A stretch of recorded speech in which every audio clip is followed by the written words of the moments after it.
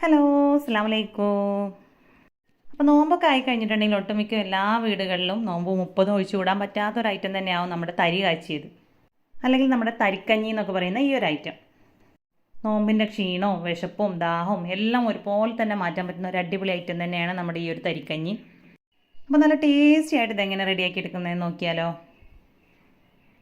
അപ്പോൾ എല്ലാം ഒരുമിച്ചിട്ടിട്ട് ഈ ഒരു ഒറ്റ പാത്രത്തിൽ തന്നെയാണ് നമ്മളിവിടെ റെഡിയാക്കി എടുക്കുന്നത്. അപ്പോൾ അതിനായിട്ട് ഞാനിവിടെ കുറച്ച് കുഴിയുള്ള ഒരു പോട്ട് വെച്ച് കൊടുത്തിട്ടുണ്ട്. ഇതിലേക്ക് 1 ടീസ്പൂൺ നെയ്യ് ചേർത്ത് കൊടുക്കാം. മിൽമയുടെ നെയ്യോ അല്ലെങ്കിൽ RKG ഒക്കെ ചേർത്ത് കൊടുക്കുന്നതാണ് കേട്ടോ ഏറ്റവും നല്ല ഒരു ടേസ്റ്റ് കിട്ടുക. അപ്പോൾ നമ്മുടെ നെയ്യ് നല്ലപോലെ ചൂടായി വന്നതിന് ശേഷം അതിലേക്ക് ചെറിയ ഒരു 2 ചുവന്നുള്ളി കട്ട് ചെയ്തത് കൂടെ ചേർത്ത് കൊടുക്കുന്നുണ്ട്. അപ്പോൾ ചുവന്നുള്ളിൻ്റെ ടേസ്റ്റ് ചിലർക്ക് ഇഷ്ടമുണ്ടാവില്ല. അപ്പോൾ അങ്ങനെയുള്ളവരാണെന്നുണ്ടെങ്കിൽ ഇത് ഒഴിവാക്കാം കേട്ടോ. അപ്പോൾ ഇഷ്ടമുള്ളവരുണ്ടെങ്കിൽ മാത്രം ചേർത്ത് കൊടുത്താൽ മതി. പക്ഷേ നമ്മുടെ തരിക്കഞ്ഞിയിലേക്ക് ചുവന്നുള്ളി കൂടി ചേർത്ത് കൊടുക്കുന്ന സമയത്താണ് നല്ല ഒരു ടേസ്റ്റ് കിട്ടുക. അപ്പോൾ ഉള്ളി ഏകദേശം ചെറുതായിട്ടൊന്ന് മൂത്ത് വന്നിട്ടുണ്ടെങ്കിൽ പിന്നെ അതിലേക്ക് നമുക്ക് കുറച്ച് അണ്ടിപ്പരിപ്പ് ചേർത്ത് കൊടുക്കാം. അപ്പോൾ ഇതിൻ്റെ ഒന്നും അളവ് ഞാൻ പറയണില്ല കേട്ടോ. ഓരോരുത്തരുടെയും ഇഷ്ടത്തിനനുസരിച്ച് കൂട്ടിയും കുറച്ചൊക്കെ എടുക്കാം. കൂടുതൽ ഇഷ്ടമുള്ളവർക്കാണെന്നുണ്ടെങ്കിൽ കൂടുതൽ ചേർത്ത് കൊടുക്കാം. പിന്നെ ഇതാ കുറച്ച് ഉണക്കമുന്തിരി കൂടെ ചേർത്ത് കൊടുക്കുന്നുണ്ട്. അപ്പോൾ ഉള്ളി ഒരുപാട് ചുവന്ന് പോകരുത്. അതിന് മുന്നേ തന്നെ നമ്മൾ അണ്ടി മുന്തിരിയൊക്കെ ഇതിലേക്ക് ഇട്ട് കൊടുത്തൊന്ന് വറുത്തെടുക്കണം. ഇനി ഇതിലേക്ക് തന്നെ 1.5 ഗ്ലാസ് നല്ല തിക്കായിട്ടുള്ള പാലാണ് ചേർത്ത് കൊടുക്കുന്നത്. അപ്പോൾ അത്യാവശ്യം വലുപ്പത്തിലുള്ളൊരു ജ്യൂസ് ഗ്ലാസ്സിലാണ് കേട്ടോ ഞാനിവിടെ പാലാണ് നിർത്തിയിട്ടുള്ളത്. ഇനി ഈ ഒരു സെയിം ഗ്ലാസ്സിൽ തന്നെ 1 ഗ്ലാസ് വെള്ളവും കൂടെ അതിലേക്ക് ചേർത്ത് കൊടുക്കുന്നുണ്ട്. അപ്പോൾ ഫുള്ളായിട്ട് പാലിൽ ചെയ്തെടുക്കാൻ ഇഷ്ടമുള്ളവരാണെന്നുണ്ടെങ്കിൽ അത് മാത്രം വെച്ചിട്ട് ചെയ്തെടുത്താൽ മതി കേട്ടോ. 1 ഗ്ലാസും കൂടെ പാൽ ഇതിലേക്ക് ചേർത്ത് കൊടുക്കാം. അപ്പോൾ ട്രഡീഷണൽ ആയിട്ടുള്ള ആ ഒരു സ്റ്റൈലിൽ റെഡിയാക്കി എടുക്കുകയാണെന്നുണ്ടെങ്കിൽ നമ്മളിതിലേക്ക് തേങ്ങാപ്പാലാണ് ചേർത്ത് കൊടുക്കുക. അപ്പോൾ രണ്ടിനും ടേസ്റ്റ് ഏകദേശം ഒരേ രീതിയിൽ തന്നെയാണ്. ഇനി ഇതിലേക്ക് മധുരത്തിന് ആവശ്യമുള്ള പഞ്ചസാരയും കൂടെ ഈ ഒരു സമയത്ത് ചേർത്ത് കൊടുക്കുന്നുണ്ട്. പഞ്ചസാരയും കൂടെ ചേർത്ത് പാലൊക്കെ നല്ല പോലെ തിളച്ച് വന്നതിന് ശേഷമാണ് നമ്മളിതിലേക്ക് റവ ചേർത്ത് കൊടുക്കുന്നത്.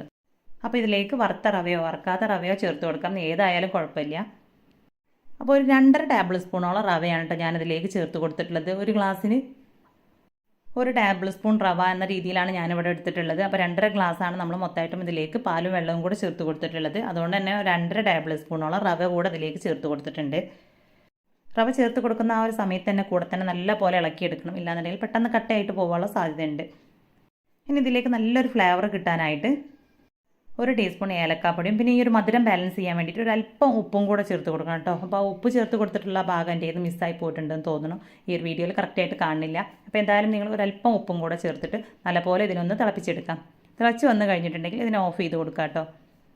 അപ്പോൾ അത് നമ്മുടെ തരിക്കഞ്ഞി ഇപ്പോൾ നല്ല ലൂസായിട്ടാണ് ഉള്ളത്. ഇനി ഇത് ചൂടാറി വരുന്ന സമയത്ത് അത്യാവശ്യം നല്ല തിക്കായിട്ട് വരും. ഇനി ഇതിനെ നമുക്ക് അടച്ചു വെച്ച് കൊടുക്കാം.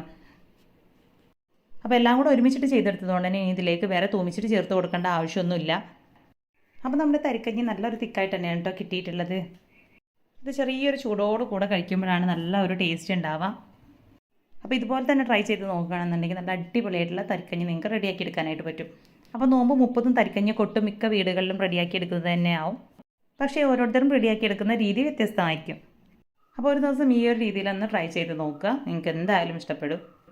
അപ്പോൾ ഇന്നത്തെ ഈ ഒരു കുഞ്ഞു വീഡിയോ ഇഷ്ടമായിട്ടുണ്ടെങ്കിൽ ലൈക്ക് ചെയ്യുക. അതുപോലെ തന്നെ ചാനൽ സബ്സ്ക്രൈബ് ചെയ്യാതെ കാണുന്ന ഏതെങ്കിലും കൂട്ടുകാരുണ്ടെങ്കിൽ ഒന്ന് സബ്സ്ക്രൈബ് ചെയ്തിട്ട് സപ്പോർട്ടും കൂടെ ചെയ്യുക. അപ്പോൾ നോമ്പ് 30 സ്ഥിരമായിട്ട് തരിക്കഞ്ഞി ഉണ്ടാക്കുന്നവരുണ്ടെങ്കിൽ ഒന്ന് കമൻറ്റ് ചെയ്യുക കേട്ടോ. അപ്പോൾ ഇൻഷാല്ലാ നമുക്ക് അടുത്ത പുതിയൊരു വീഡിയോയിലൂടെ കാണാം. ഓക്കേ.